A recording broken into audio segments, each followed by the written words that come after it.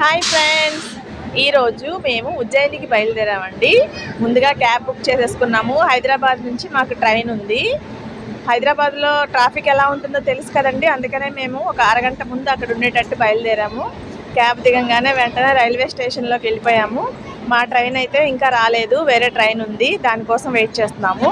Train journey అంటేనే ఫుడ్కి importance ఇవ్వాలి కదండి, అందులోనూ మేము వెళ్ళేది లాంగ్ జర్నీ. అందుకని మేము ఇంట్లోనే మేతి పరోటాలు తయారు చేసి ప్యాక్ చేసుకున్నాము. దాంట్లో టచ్చింగ్ వెల్లుల్లి మిర్చి కలిపి చట్నీ చేశారు మా అక్క. దాంతోపాటు మెంతుకూర పప్పు అండ్ రైస్ తినే వాళ్ళకి ఆలు ఫ్రై కూడా రెడీ చేసుకున్నామండి. ఇంకా ట్రైన్లో ఏమి కొనుక్కోకుండా చిరుతిండ్లన్నీ కూడా మంచి కంపెనీవి తీసుకొచ్చుకొని పెట్టుకున్నాము.